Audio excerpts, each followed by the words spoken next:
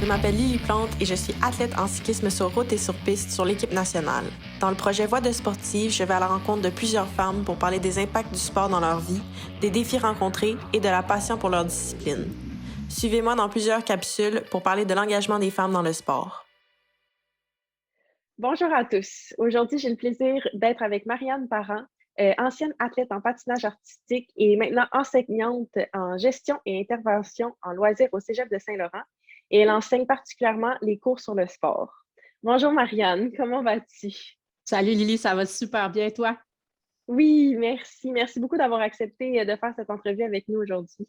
C'est tout naturel, j'aime ça qu'on parle de sport. Donc, Marianne, pourquoi est-ce que c'est important pour toi de parler de l'engagement des femmes dans le sport?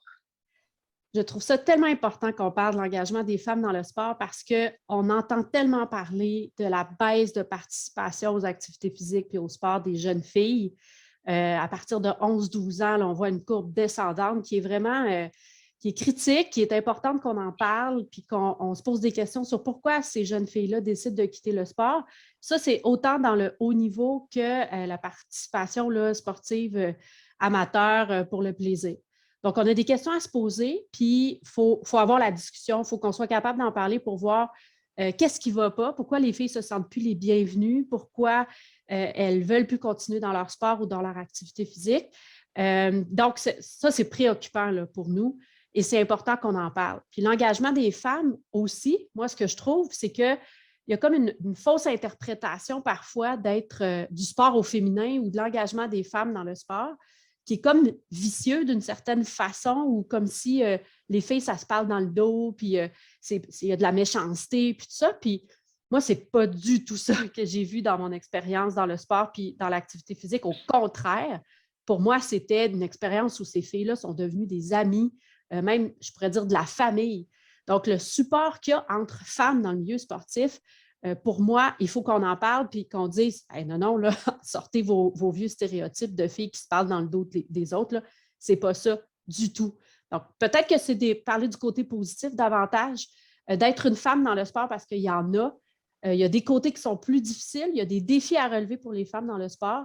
Mais moi, mon expérience m'a amené à dire c'est magnifique, l'implication des femmes dans le sport, puis comment ce sentiment familial-là est très important à mettre de l'avant. Est-ce que justement, ça a été une raison dans laquelle tu t'es engagée dans le thème du sport puis en littératie physique? Absolument. Pour moi, comme ça fait partie de mon passé d'athlète, pour moi, c'était le patinage artistique individuel au départ, puis ensuite, ça a été le patinage synchronisé en équipe, un sport quand même peu connu, mais qui m'a amené à des championnats du monde puis à des hauts niveaux de circuit national. Et là, c'était en équipe avec des femmes. Donc, j'ai vécu un peu les deux côtés du sport, individuel puis en équipe. Puis les deux côtés m'ont fait avancer énormément. L'impact du sport que ça a eu sur mon niveau de persévérance, l'estime de moi-même, comment j'affronte aujourd'hui des défis. Puis à chaque fois, je reviens à des éléments que j'ai appris dans le sport, que les coachs m'ont inculqué sur OK, bien, on y va un pas à la fois, puis on décortique tout ça pour se rendre à nos buts. C'est des choses que j'applique encore énormément aujourd'hui. Puis pour moi, le sport, ça a été quelque chose de très, très fort, de très, très significatif dans ma vie. Mais à 20 ans, j'ai décidé de tout lâcher. Puis ça m'a préoccupée dans pourquoi le sport avait été aussi intense pour une période de ma vie. Puis ensuite, c'était arrêté de façon soudaine. Et c'est là où la littératie physique est venue me donner des réponses. Est-ce que, justement, c'est pour ça que tu dis que tu es un produit parfait de la spécialisation hâtive, le fait que tu aies juste fait du patinage artistique? C'est tout à fait ça. La spécialisation hâtive, là, c'est vraiment le concept qu'on surspécialise un jeune ou une jeune dans un sport trop vite, trop tôt, et on l'amène à s'entraîner énormément spécifiquement sur ce sport-là. Donc, c'est exactement ce que j'ai vécu. Et c'est en m'intéressant à la littératie physique que j'ai compris ce qui m'est arrivé finalement comme athlète. C'est que j'ai commencé à patiner à 4 ans, puis je n'ai pas enlevé mes patins jusqu'à 19 ans. Donc ça a été une partie de ma vie où je n'ai que développé le patin. Mon corps n'a que patiné. Et à ce moment-là, comme je faisais beaucoup de sport aux écoles, dans mon école primaire et secondaire, on disait, ben, t'es en forme, Marianne, elle patine à chaque jour, même des fois, c'est avant l'école, après l'école. Fait qu'on va l'exenter de ses cours d'éducation physique. pour qu'elle puisse aller étudier à la bibliothèque puis avancer ses travaux, parce que c'est important pour moi, la réussite scolaire aussi. Mais ce que ça a fait, c'est qu'aujourd'hui, le terme est fort, le terme que je vais utiliser, il est fort, mais c'est handicapant pour moi de ne pas avoir développé ces éléments-là dans ma jeunesse, puis à des âges très importants quand même, là, au primaire puis au secondaire. J'aurais dû me développer à des compétences physiques de base qu'on apprend dans les cours d'éducation physique, mais aussi par le biais d'être initié à d'autres sports. Mais moi, j'ai juste patiné. Je comprends tout à fait ce que tu dis. J'ai quand même eu la chance de pratiquer plusieurs sports dans ma jeunesse. J'ai fait soccer, ski de fond, natation, maintenant vélo. Mais j'ai passé 8 ans de ma vie à faire de la natation et à ne que nager de 15 à 18 heures par semaine. Puis j'ai comme vu un peu mon adolescence passer à travers le sport.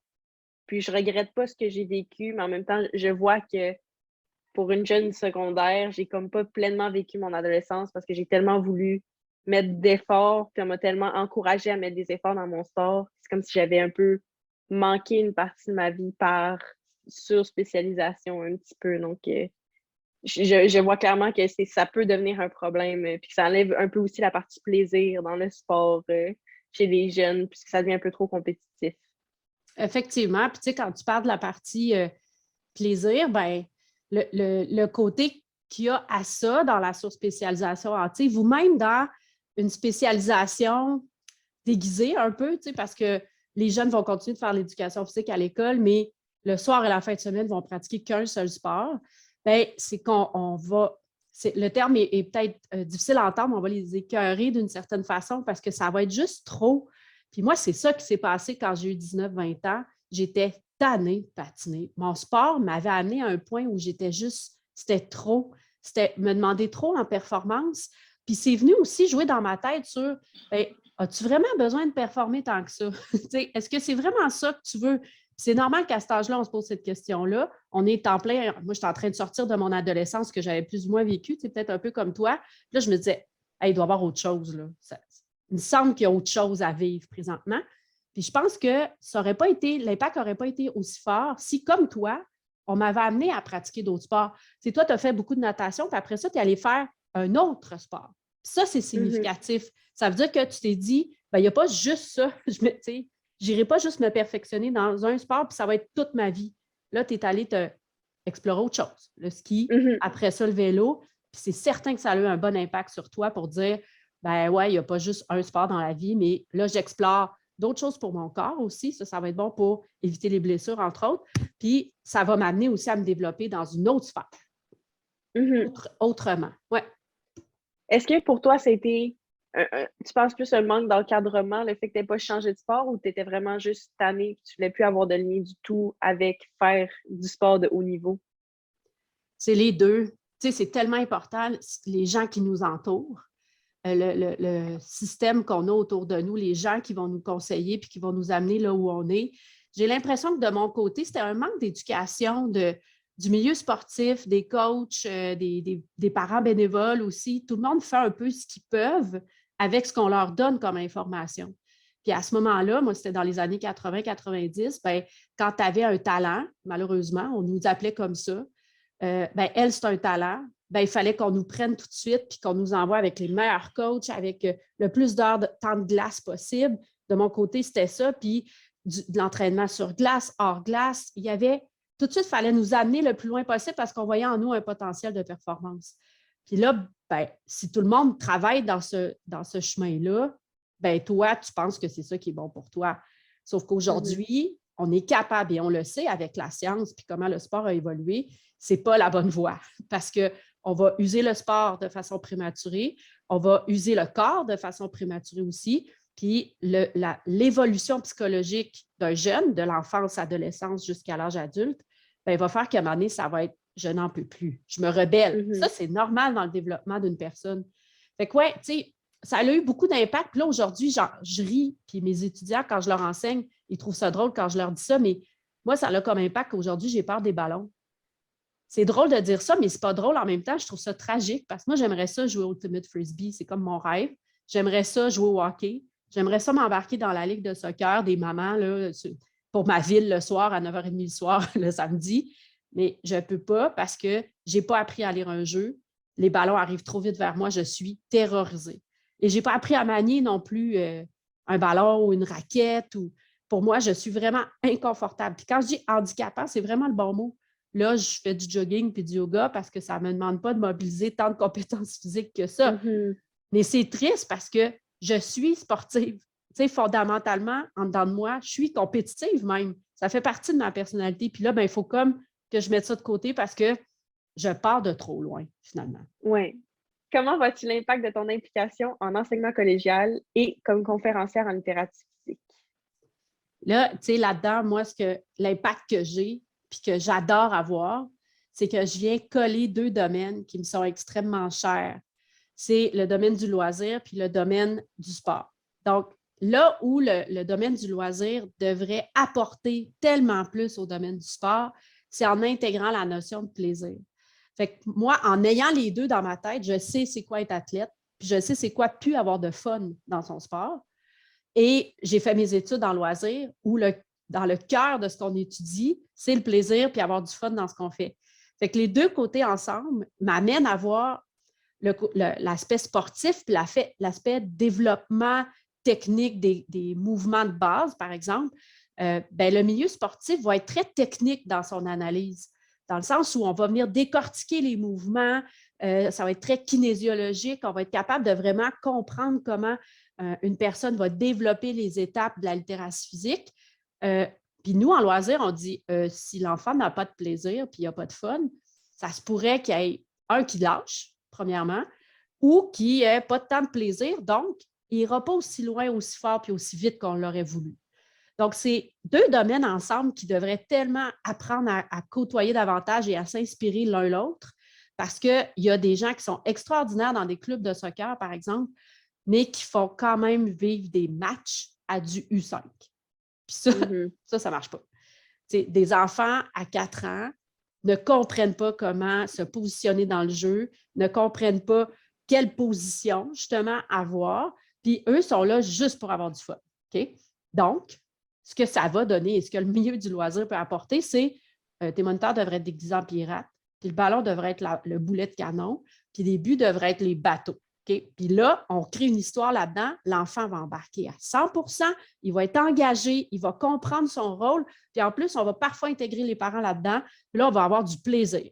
Ça, c'est significatif dans le développement de l'enfant parce que pour lui, bouger, ça veut dire que c'est le fun. Ça va rester ensuite toute sa vie. À chaque partie de sa vie où il va vouloir s'engager dans une activité physique ou un sport, son souvenir ancré, c'est ça, c'est le fun. Au lieu d'être t'as-tu compté un but? T'sais, on valorise énormément là, les jeunes avec ça. Quand dans le fond, ce n'est pas ça qui est important. Là. L'important, c'est qu'il y a eu du plaisir, qu'il a rencontré des amis, qu'il a parlé à son coach, puis que toute l'expérience qu'il a vécue autour de son match de soccer, mais plus des habiletés qu'on va développer, qu'il y a le goût d'y revenir. Puis pour ça, il faut comprendre la notion de plaisir. Puis ça va, le monde du loisir, on l'étudie, puis c'est très sérieux, là, de l'enfance à l'adolescence, il va falloir qu'il soit avec ses amis puis que ça soit rassembleur. Au niveau adulte, il va falloir qu'on embarque la notion de s'évader de notre quotidien, d'être capable de se libérer de nos obligations. Puis les personnes âgées, ça va être de maintenir les capacités qu'ils ont déjà acquises dans leur vie. Tout ça dans la notion de plaisir. Si on n'a pas de fun, on décroche. On ne revient pas. Donc, c'est là où le loisir, pour moi, est la porte d'entrée tellement intéressante pour parler à de futurs étudiants puis des futurs intervenants en sport qui vont travailler là-dedans puis qui vont dire OK, si je veux que ça marche puis si je veux avoir un impact à long terme sur ma clientèle, il faut que j'intègre le plaisir dans tout ça. Puis là, le déclic se fait puis il y a de la magie qui opère.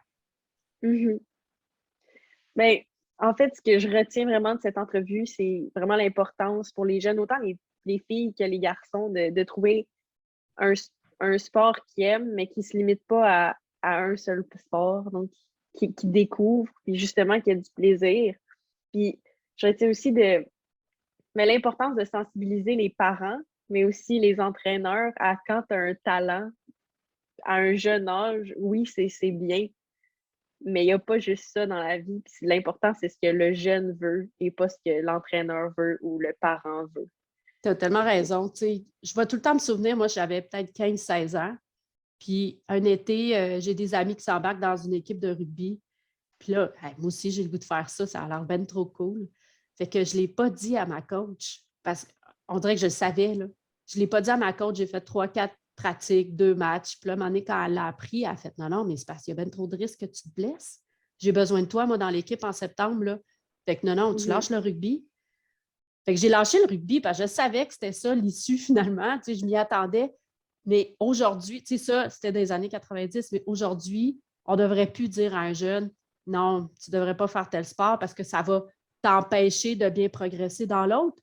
Hey, non, là, on ne devrait pas. Là. Puis même, ça a été prouvé par la science qu'un jeune devrait faire un sport l'automne, puis à l'hiver en faire un autre, puis à l'été en faire un autre, puis rendu à 13-14 ans, il choisira qu'est-ce qu'il veut faire. S'il a le goût de progresser dans un circuit, peut-être plus de performance avec la compétition. Mais sinon, là, le plus de sport possible. Il faut que ça devienne la volonté de l'enfant. Exact, ça sera lui qui décidera parce que ce n'est pas tous les jeunes qui sont destinés à la compétition, qui sont confortables là-dedans, puis qui sont capables de prendre la pression, puis qui veulent évoluer comme ça. Il y en a pour qui la pratique va juste être récréative toute leur vie. C'est bien correct, ça fait des adultes en santé qui savent comment avoir du plaisir par l'activité physique puis le sport, puis qui vont influencer les futures générations. Fait que tant mieux, il n'y a pas de problème avec ça. Exactement. Bien, merci beaucoup d'avoir pris le temps de répondre à mes questions dans l'entrevue aujourd'hui, Marianne. Ça me fait plaisir. Puis à tout le monde, si vous avez peur des ballons, là, dites-vous que vous n'êtes pas seul. Merci. Parfait.